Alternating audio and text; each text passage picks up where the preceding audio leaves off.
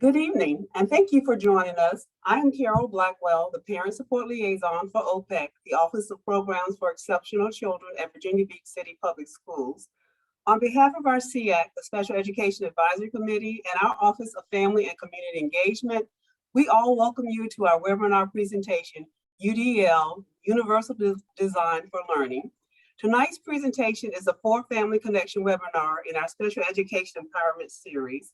Before I introduce our speakers for this evening, I would like to thank our Special Education Advisory Committee for their partnership and collaboration for our Special Education Empowerment Series and all other endeavors to support our students with disabilities.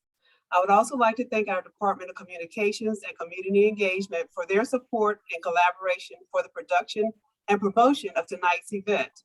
We certainly want to give special thanks to my colleague, Mary Hunt, who is providing technical support for us this evening. Please visit our Virginia Beach City Public Schools website for more information on our Special Education Advisory Committee, our Office of Programs for Exceptional Children, and our Office of Family and Community Engagement. Our contact information is provided in the chat and will also be streaming at the close of this event.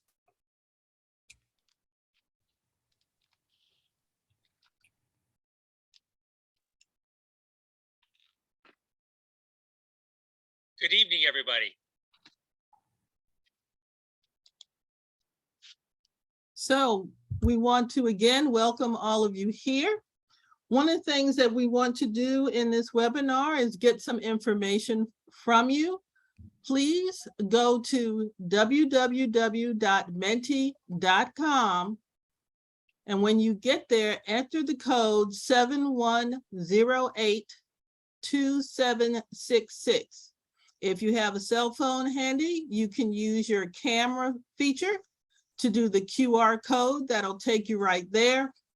If you're working from a laptop or iPad, you can go to another tab and put in the menti.com web address and enter the code 71082766. Thank you. Our guest speakers tonight are Mrs. Yanez Peterson and Mr. David DeCant. Ms. Peterson is a registered and licensed occupational therapist, and she's also the Assistive Technology Specialist at the Virginia Department of Education's Training and Technical Assistance Center, better known as TTAC. And she works with the Old Dominion University in Norfolk, Virginia. She has 37 years of experience as an occupational therapist and she currently provides professional development and assistive technology support to special education teachers and therapists in Virginia. She has worked as an occupational therapist in both schools and subacute medical facilities.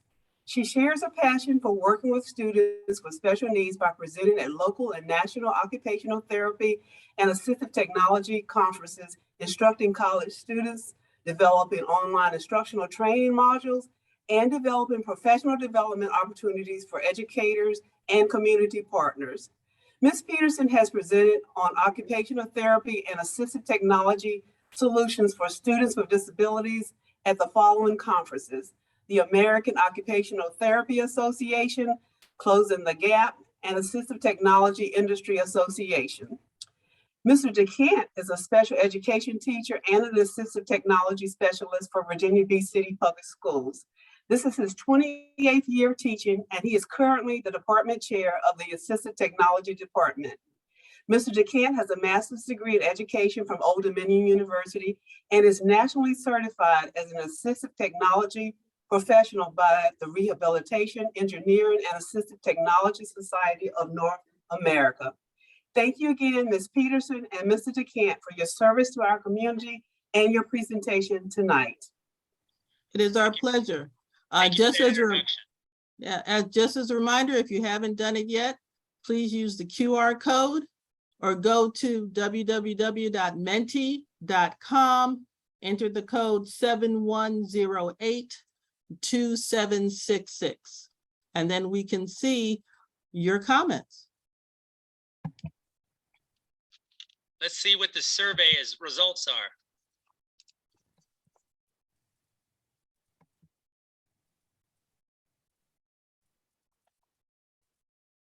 We have, okay.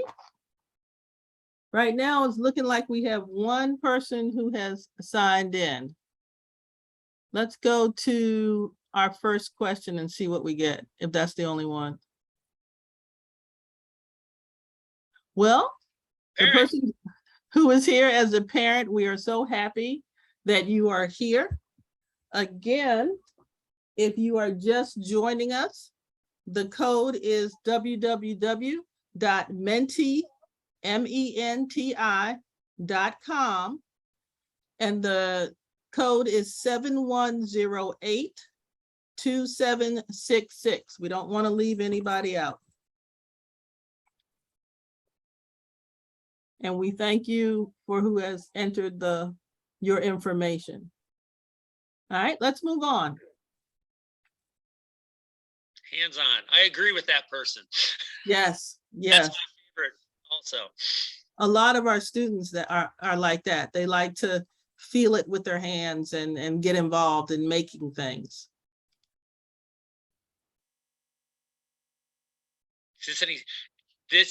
We're going to let you know later on in the presentation whether you're correct or not on these responses. Okay. Okay. We will definitely be seeing those again. And so it's really great that you are here with us, because you're saying that you're not really familiar with it, and that's the topic that we're talking about tonight. So we are happy that you and everybody else who has joined us are here today.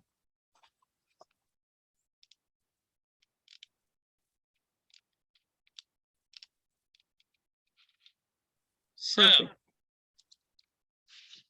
why UDL?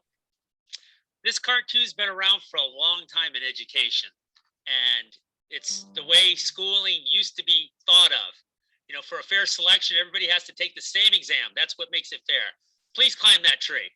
And you can see why there'd be some obvious pitfalls in this teacher's strategy for including everybody in their education.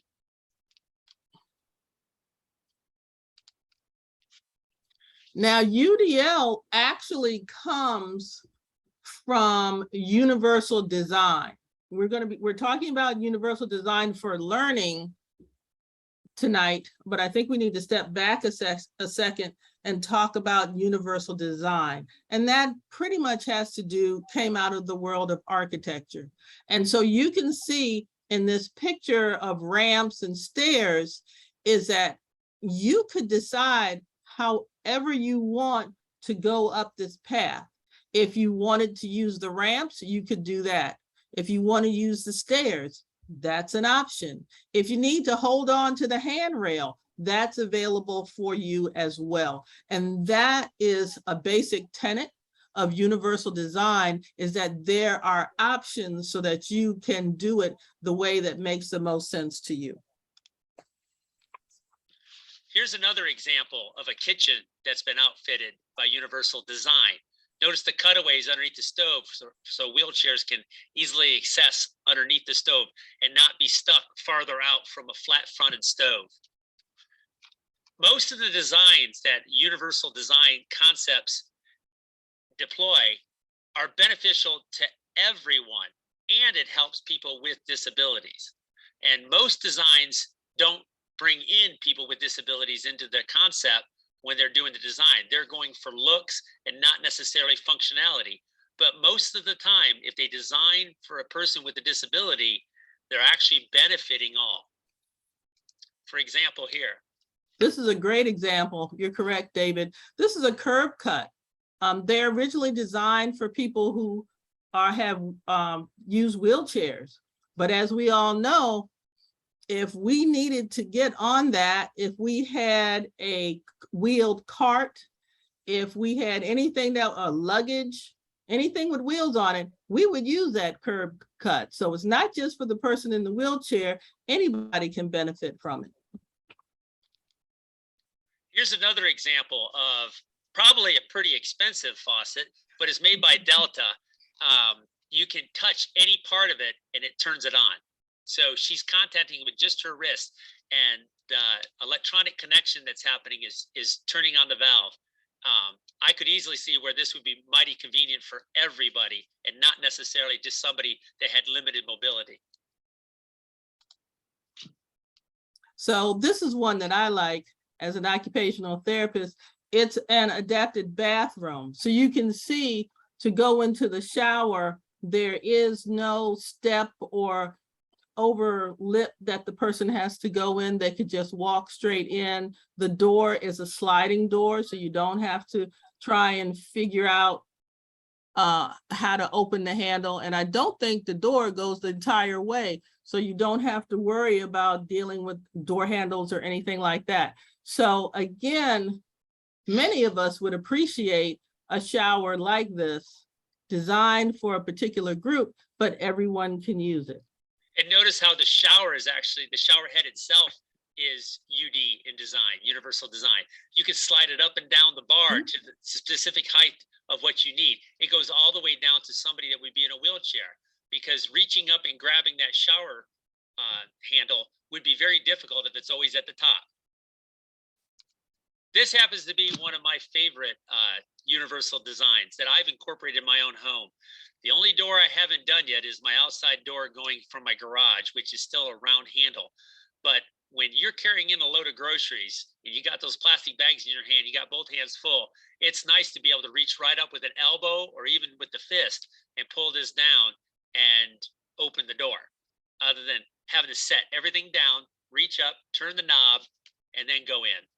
So that's an example of why this is a good example of universal design. Yep. We remember from the survey. So let's tie it, getting closer to universal design for learning. This is a cute cartoon that was done.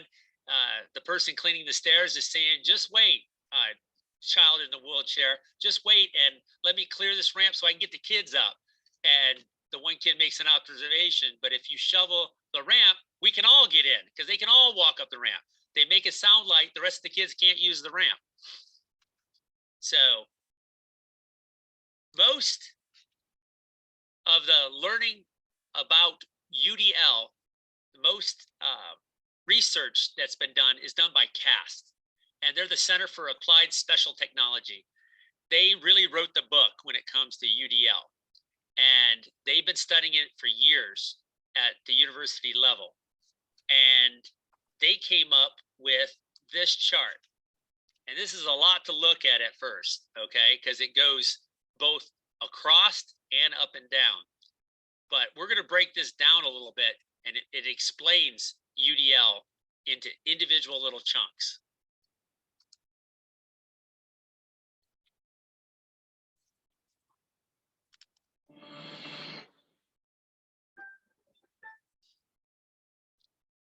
Universal Design for Learning, UDL, as an approach to improve and optimize teaching and learning. Can you pause that for a minute, David? We need the sound. You don't have the sound? Carol, I couldn't hear it very well. Could you? Let me see if I can direct. That should have came through. Let me see if I can direct my microphone.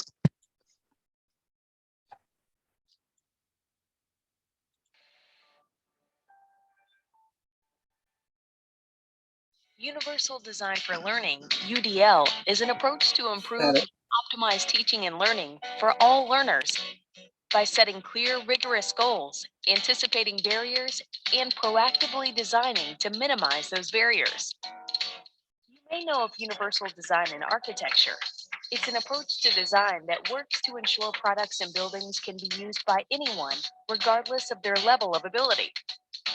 When a building is designed for flexibility, it can serve everyone, with or without disabilities.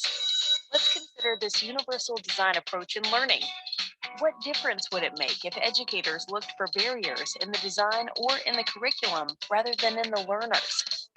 What if we built flexibility into teaching and learning? Why should we look at our design and infuse UDL? Research shows the ways people learn are as unique as fingerprints. Variability in learning is the norm, so curriculum needs to be designed from the start to meet the diverse needs of each learner.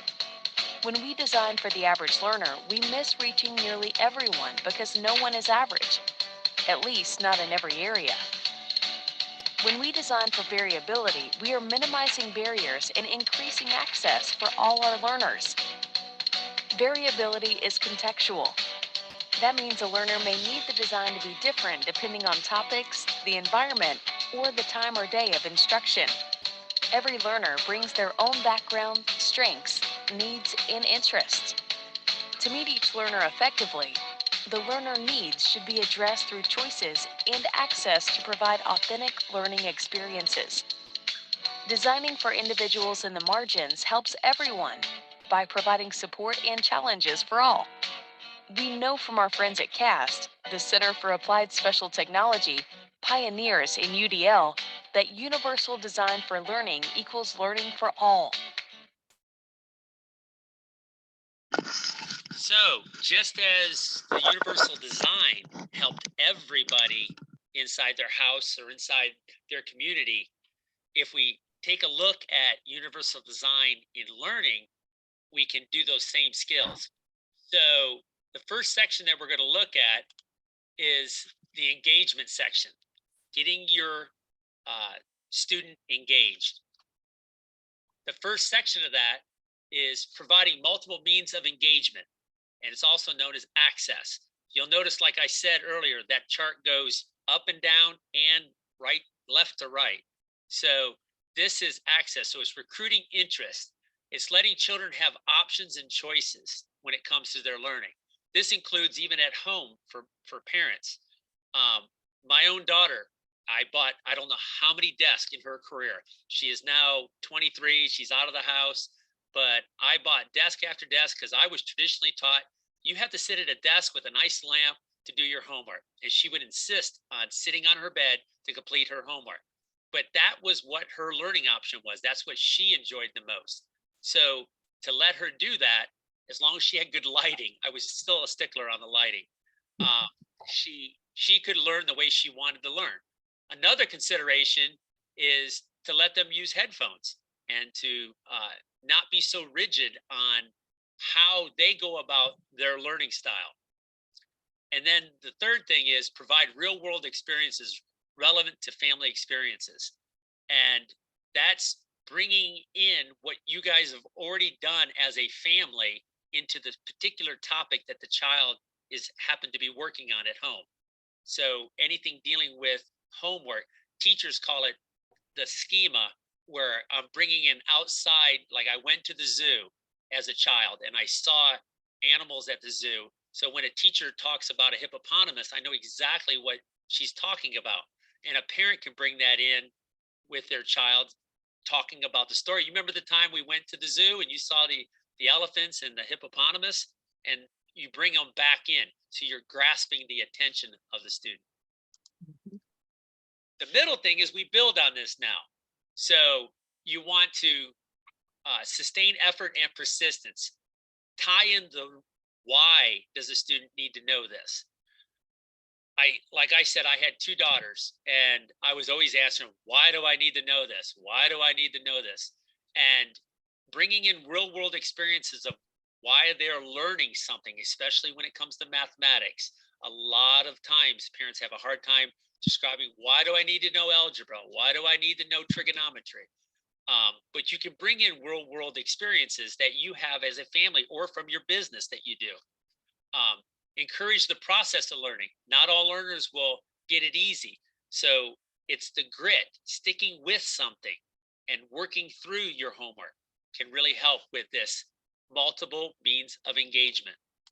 And that also means that sticking with a topic might mean that if you don't learn it one way, let's try it a different way. So that maybe showing pictures or finding pictures of the topic helped more with the learning than reading out of a textbook. I don't know how many times I had meltdowns when my daughters were in elementary school and we were covering basic math. And we were showing them the way I learned to do multiplication. And they're like, well, Mrs. Smith doesn't want it that way. Mrs. Smith says I have to do it this way. But in reality, Mrs. Smith isn't really doing the UDL practice in that regard.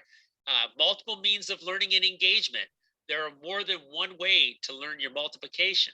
And I had a hard time having my child understand that there is more than one way to solve a problem. And it may be easier for you to solve it this way compared to the way it was being taught. So that's part of being a coach or a mentor to your child.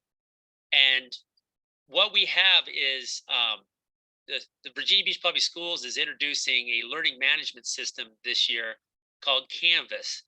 And Canvas can help students with bringing it together and presenting expectations and beliefs of the curriculum that they're learning. So it breaks it down for them. I'm going to give a quick little video on what Canvas is. Do you want to turn on the closed captioning for that? Yeah.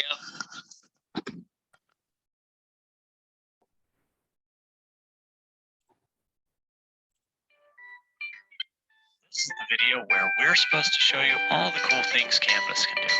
But it's actually more about the cool things you can do with a little help from Canvas. With fewer clicks and steps, stuff like SpeedGrader and drag and drop calendaring will give you more time in a day. You can do what you have to in a way you actually want to. The communication between teacher and learner is so critical, and with Canvas, it's on your terms. Students can receive notifications, submit work, and interact with learning materials on the devices they use and in the ways they're used to. And Canvas's open platform lets you provide feedback and other interaction using video, blogs, wikis, or several other ways. You know the learning experience you want to create, and Canvas is the perfect sidekick. Bring the best of the web into your lessons with open integrations, reinvent assessments with richer content, easily tie outcomes to your grading, and then monitor it all with analytics. Teaching or learning is what you do. Helping you make it simple, smart, transformative is what Canvas does. Give it a try. See what Canvas can do for you.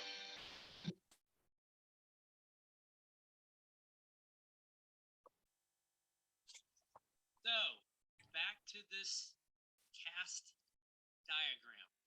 The next thing we'll be talking about is the multiple means of representation, the what of learning. All right, can you guys hear me? Because I missed some of what David was saying just now.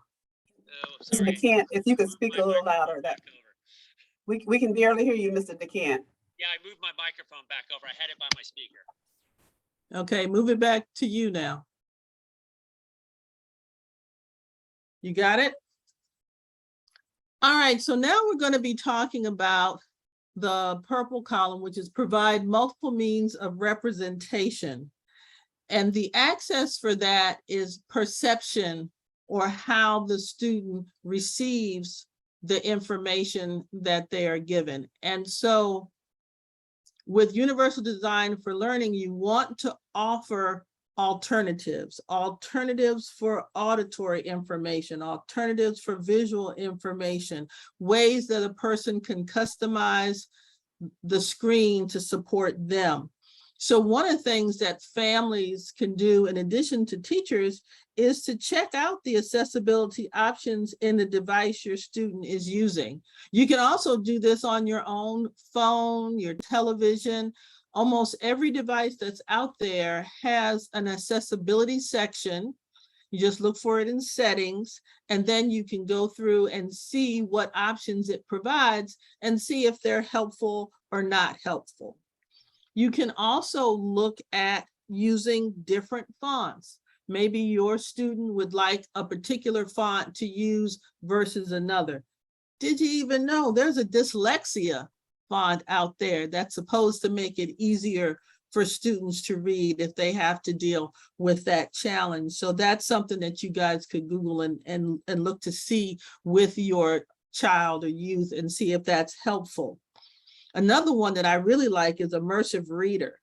And Immersive Reader has lots of different ways that it can customize what text, how text is seen on the screen. So it can change the color background. It can symbolate words to spread out the symbols. It can make stuff narrow. And it can read to you. And it's going to be included in the Canvas program that your students are going to have access to this school year. So definitely check that out. And I think we have a short video that's going to let you know some of the ways that you can use it.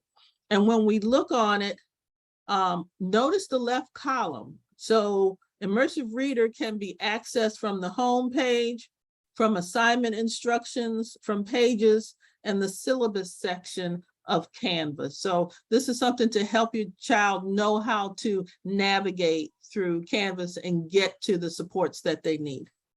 And you'll see in the video that it mentions that it's only in pages currently. But what Yanez was referring to is they're constantly working on that at Canvas to add more accessible features into Canvas. And they've now have it the 3 other locations that she just mentioned. So here's a quick video. The Immersive Reader is a helpful tool that you can find in Canvas Pages. Right now it's only in Pages. You can also find it in Flipgrid and in UFont. The way it works is in the upper right corner, you've got this button that says Immersive Reader. If you click on that,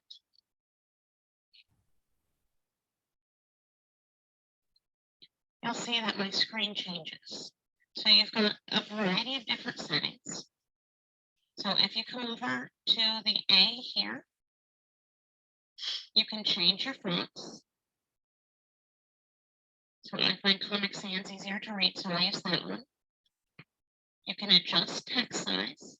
So if you want it larger or smaller, you can adjust that. You can increase the spacing. So if you want it to have more space, if it's easier for you to read, if there's larger spaces between things, you can include that. You can adjust the different colors of your screen. So figure out which one is easiest for you to read.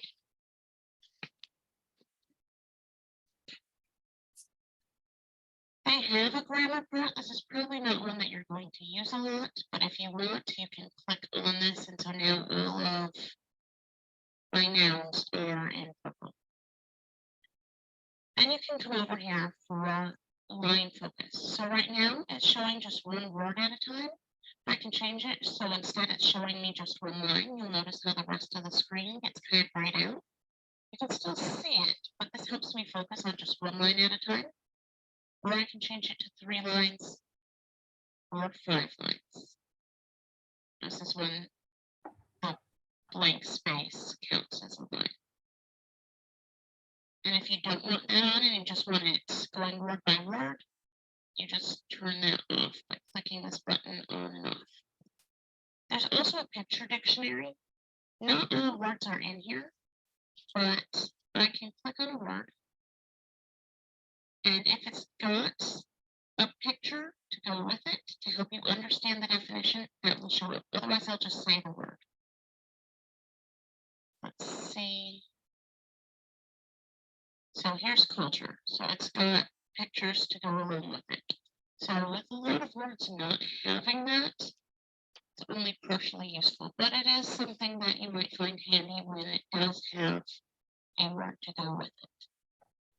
So those are the settings that you'll set up, and then it'll save it and remember what you want for the next time. So you really only need to set this up once. And then wherever I've last clicked is where it's going to start reading. So here it's going to start at the word culture. I can come here and press play. Culture. You have 3 tasks to complete for your e-learning assignment to start wrapping up the unit. I can also change the voice. So I can change the speed, and I can decide if I want it to be male or female. So this is a pretty useful tool. It's in Canvas Pages. You can use it to help you read if you are struggling with reading, or you do better if you can hear the text instead of reading it. So those are helpful tools for you when you're ready to leave the screen reader or the immersive reader. You just click exit, that arrow right there. And again, if you want that again, just click immersive reader.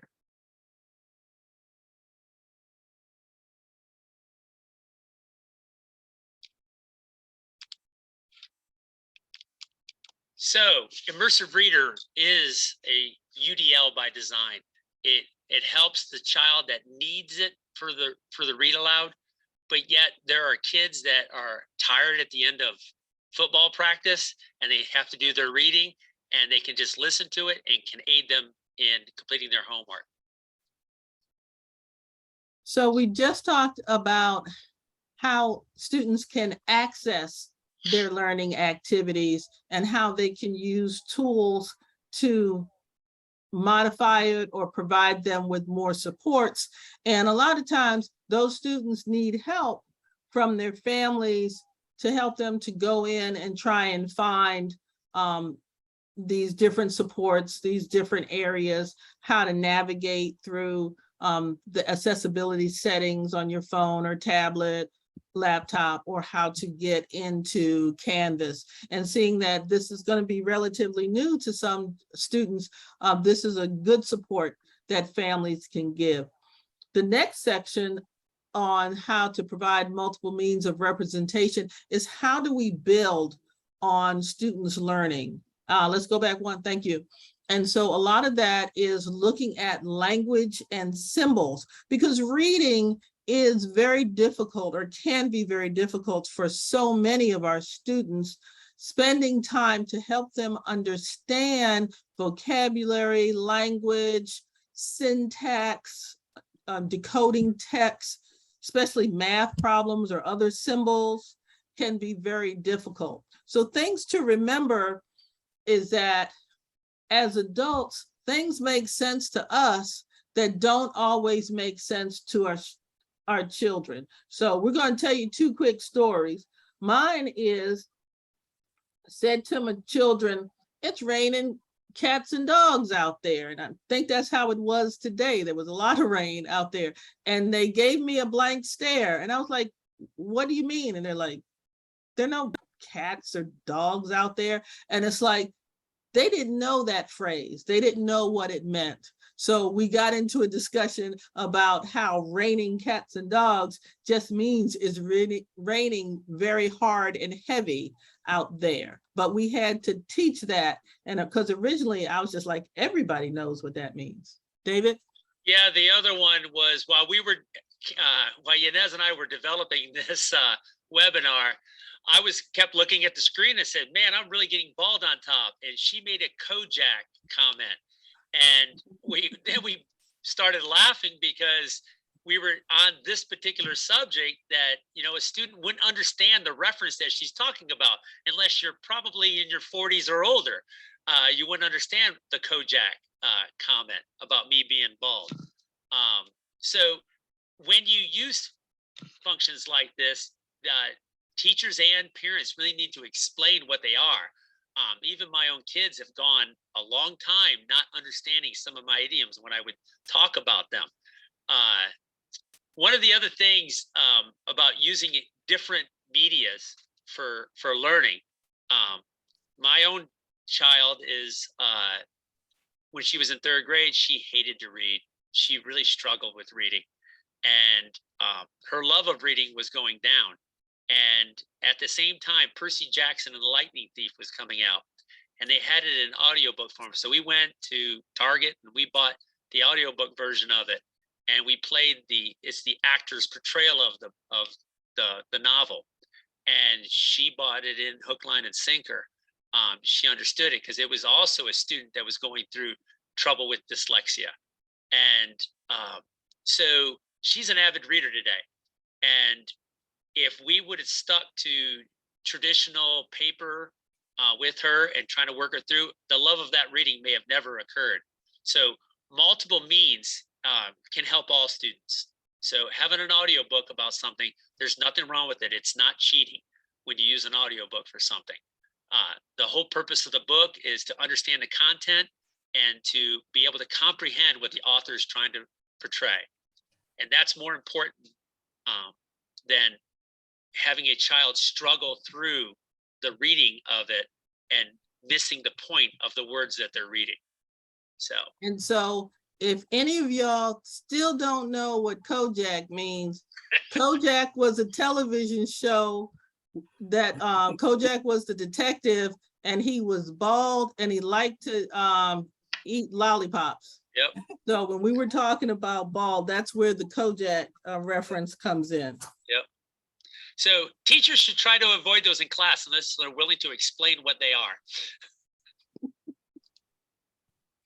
So then what we want is that by the time we get to the bottom of that chart for all the way across, we want students to be able to internalize and to be able to take on some of this information on their own and infer it and bring it together to help them to learn the next steps. So parents can help build background knowledge. You can talk about what has occurred in the family, what events the family went to, how what they're learning in school can relate back to the whole family's experiences. Even grandparents can help with that. And you want to encourage reading and discussion of the topics that they're studying.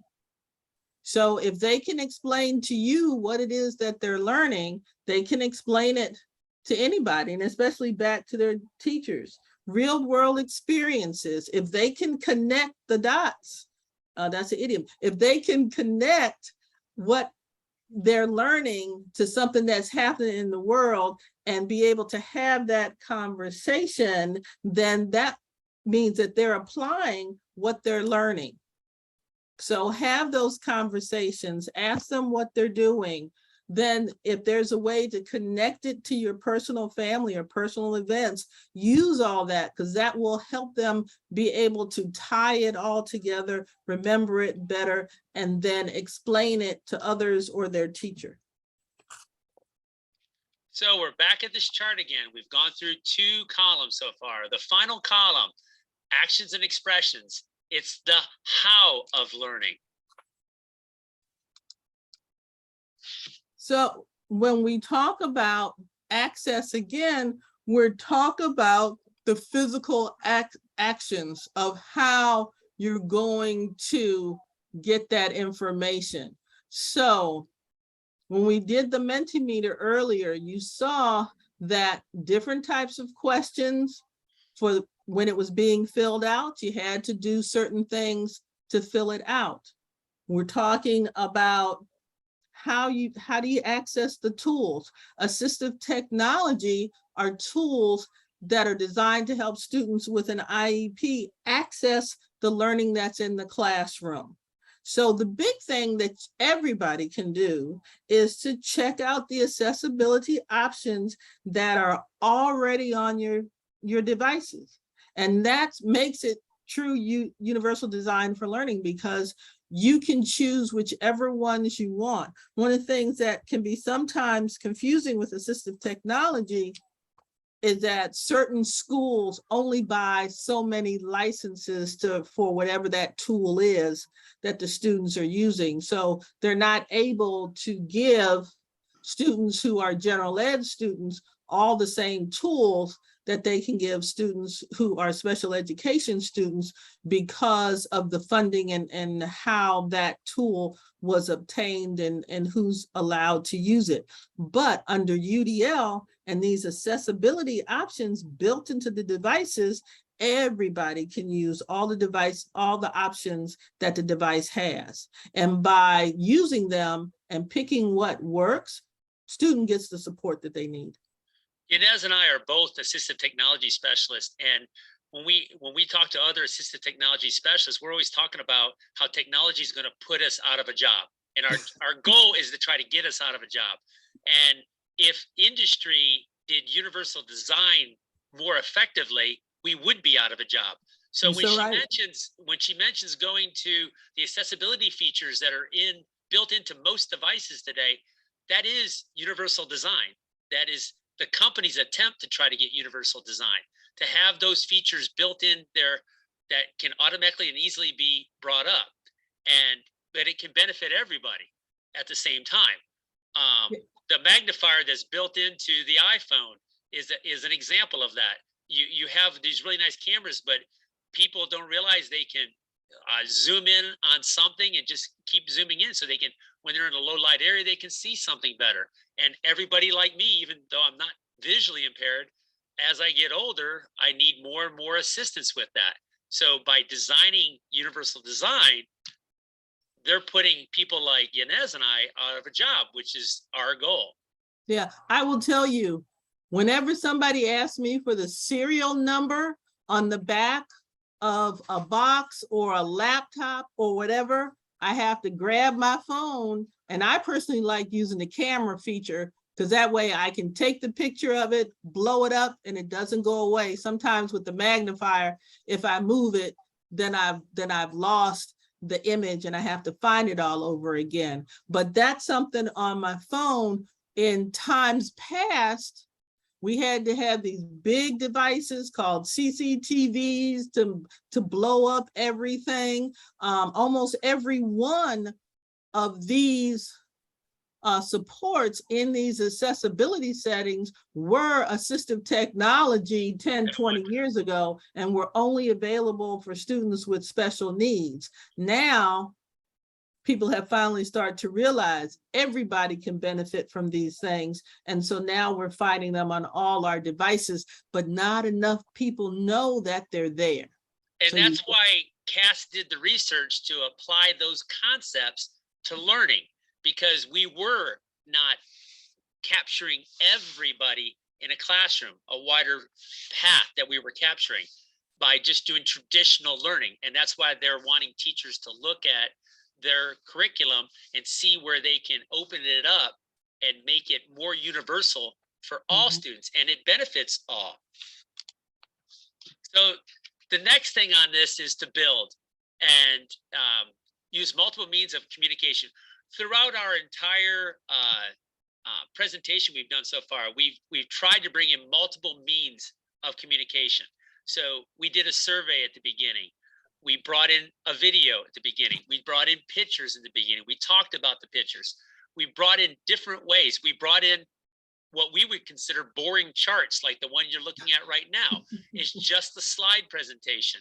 And too many has, in the past, this is all that you've seen being taught, is from slide presentations and not actually engaging it.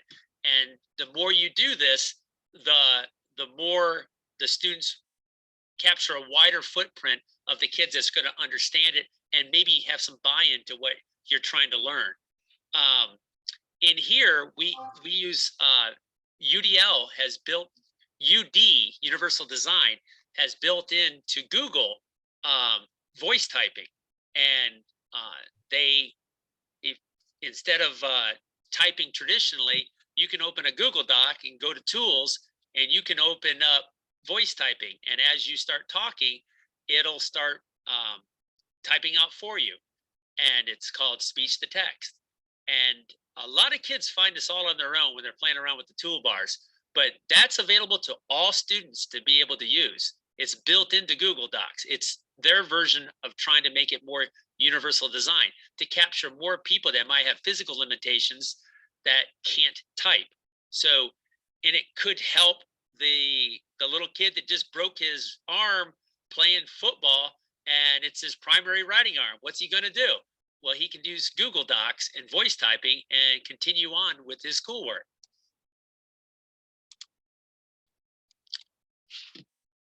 Okay, so again, we're talking about internalizing. So that's the student taking over the concept, the idea, and learning how to do that themselves. And that's what really executive functioning skills are.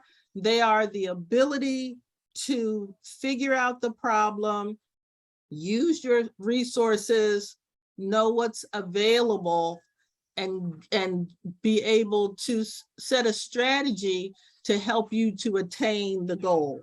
So we're talking about goals, how to design goals, how to strategize for the goal, how to monitor the progress of the goal. And I would encourage families to share that with their students. A lot of times we do things in life and we just think that the child will know that we did them because they were around when we did them. Well, some of our children need more explicit instruction. And so they need somebody to say, oh, okay, here's our goal. Our goal is we're going to have a great time on vacation. And then let's plan out. What are we going to do when we go on vacation? What restaurants do we want to go to? What activities do we want to do? And label it that that's what you're doing. You're setting the goal for what fun you're going to have on vacation. And so a lot of times we've done that, we haven't called it a goal. But I think if we start calling things goals and helping kids to understand the language, we talked about that a couple of slides back, to help them understand the language, then they will know what to do when they are asked, okay, let's set this goal, let's do this. So on our next. Yeah, I'm sorry to interrupt, but out of convenience, a lot of parents think that they're helping their child by doing all this for them. The parent is using their executive functioning skills to organize their child instead of having the student set their own goals and organize their own life and start practicing it on their own at home. Sorry to interrupt. Yeah, that's okay. When you're teaching somebody goals, you might want to start small, especially if you're going to start with younger age children, preschool, elementary school. Help them to understand this is how we're going to do this. Your job is to feed the dog. So what is our goal? Get the dog the food. What are the steps that we take to get the food in the bowl so that the dog can do it? You can start it really young and then keep adding a little bit more responsibility, like we do in all life. When we have children, we just need to help them to understand, yeah, this was goal planning. You know, we think we do it because that's what we do every day, but they're young, they don't know. So need to do that. On the next slide, one of the projects that I'm also on is the I'm Determined project. And so bottom left-hand corner, you see our website, www.imdetermined.org. And one of the major focus of this project is to provide resources for youth families and educators on self-determination and ways to help students learn how they can be more self-determined. We have 3 tools, and one of the tools is the goal plan. That is what you're seeing on the screen. And so, so what the goal plan does is that it lays out the structure for how to make a goal. So you help your child or your student decide, what is the goal that I want to reach? So things like, what is it, where I want to go? What do I want to do? Just pick one goal to start. The outcomes. How are we going to know when this goal has been achieved? What's going to happen at the end of this goal? How will I benefit from reaching this goal? Then under next steps, it's things like, what do I need to do to reach the goal? Can I break the goal into small sections and get it done that way? It seems overwhelming to try and do this big thing. So maybe I need to break it down into little things. And then in that last column, it says, who can support me in reaching this goal? And so that's looking like, who in my life can help me? Do I need them for the whole thing, or do I have certain people to help me with this step, certain people to help me with that step? If I really do want to be that ace football player, I'm going to need my coach to help me. I'm going to need my parents, my coach to help me with learning the rules and regulations and the techniques needed for the sport. I'm going to need support from my parents to get to the games and get to the practices and have time to help me do that. Who's going to encourage me to do well? Might be my grandma who's telling me I'm the best. So it's a way to put it down on paper, because sometimes we just need that extra support, and this form can help you achieve that. If you go to the I'm Determined website, currently you will see our old forms. This is the brand new form, which is being introduced to the world right now at the beginning of school. I just got this last Friday, so you guys are some of the first to see the new layout of the forms. The other form is the same thing, but it has a different format. But a lot of times we just need help in trying to figure out how to have these conversations. And this goal plan form can help you to have the conversation about how to make a goal and how to achieve a goal. And we use, in the I'm Determined project, we have youth leaders, and several times with all the tools, the youth leaders have told me over and over again that the time that you spend filling out these forms and thinking about what to put on these forms will multiply by dividends when you're older in life, so that you'll know how to do these. And so the youth leaders go from 13 to 22. So it's those 22-year-old people who are saying, I'm so glad that I use these tools, because now they really have helped me figure out how to plan for the future. So that's a resource that you can go to the I'm Determined website. That's www.imdetermined.org. And at the bottom of the main screen, you will find downloadable copies of the 3 I'm Determined tools, in which the goal plan is one. So to review. Now this is a picture that I took of a federal of the front of a federal building in Washington, D.C. We're going back to that universal design. And you'll see in the bottom left-hand corner, it's a flat surface. So if you're on a wheelchair or you have something with wheels, you can use that level. If you go diagonally to the right, you will see that you can choose how many stairs, from just 2 stairs to 8, 2 steps to 8 steps, of how many you think you can handle, and that there are also handrails to help if you need that. So it's truly has been pre-designed this way. It was not a retrofit. This was designed this way so that it would address the needs of the largest variety of people.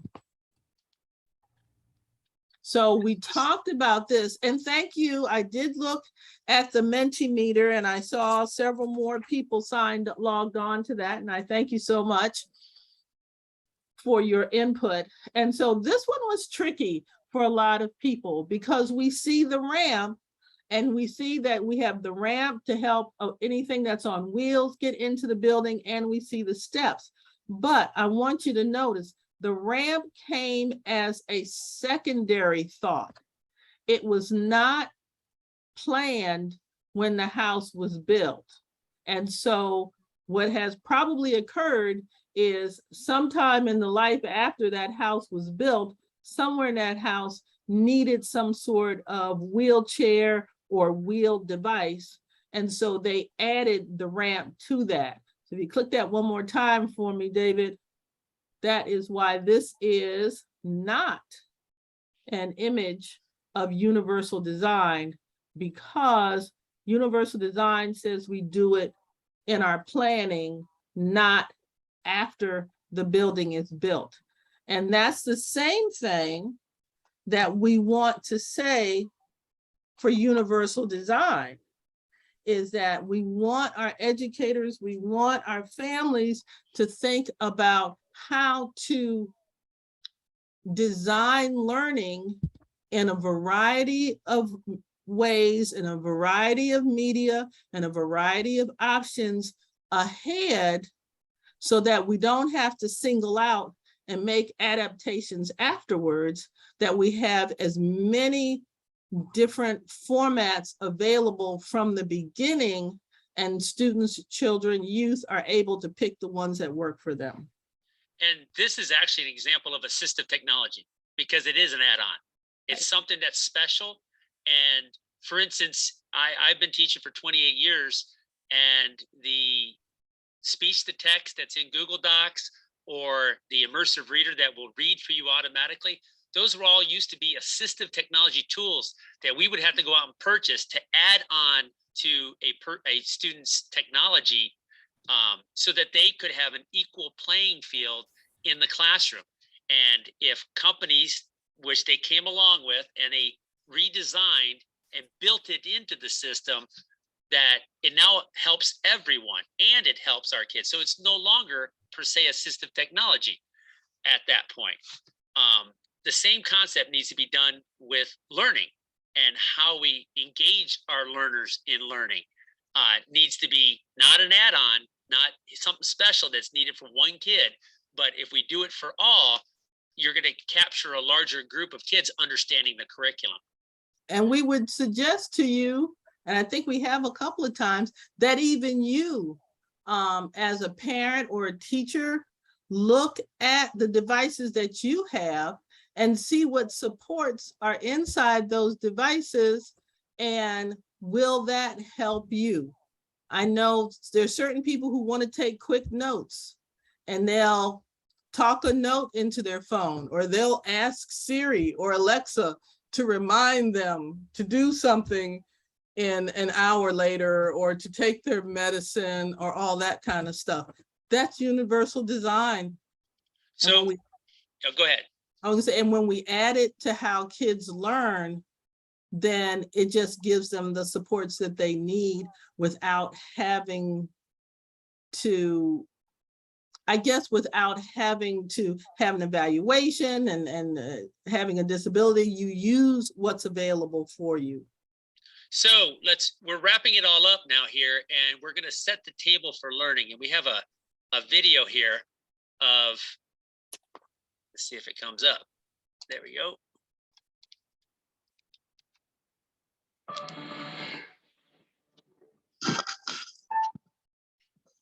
Ever attended a dinner party where the host prepared tasty and inviting food, attractively displayed it on a large table, pulled up a comfortable chair and invited you to feast, but not provide any silverware to use to eat the meal? By the way, the meal consists of pasta with a very messy sauce. Of course not. Why? Because your host knows simply providing food is not a good host. Tools to eat the food need to be in place to ensure a positive experience. You might be able to consume some of that pasta, but it would not be efficient. It will certainly be messy and not as enjoyable as it could have been. Classrooms are the same. Clearly, educators need well-defined lessons that outline the content. The what we are teaching is the meal we are serving. In addition to the meal, educators need to set the table for learning. The silverware pieces are our learning strategies. Teaching our students how to learn is providing the tools they will need to ingest the information, process it through their individual learning system, and gain value. Remember, we all want to attend that symbolic dinner party only if it is an inviting, positive place and we see how it will fill our needs. For classrooms, this means we need to make sure we provide the why of learning so learners understand how this information will benefit them and they are motivated to be in class and to learn once they are there. As you cook up your next learning lesson, remember to set the table for learning. Your learners will keep coming back for more. And that wraps it up for us. Wow. Well, thank you, Ms. Peterson. and Ended Mr. right at DeCant. 7 too, so we're right on time. That was quite informative. It should be a mandatory course for everybody. But thank you, Ms. Peterson and Mr. DeCant. Thanks so much for this wonderful presentation and for being here tonight. We also grateful for our audience and for your participation this evening. We hope this information that was shared will be beneficial to your family, our staff, and our students, and contribute to the success of our students. This presentation will be made available on our website in a few days. Enjoy the rest of your evening and good night.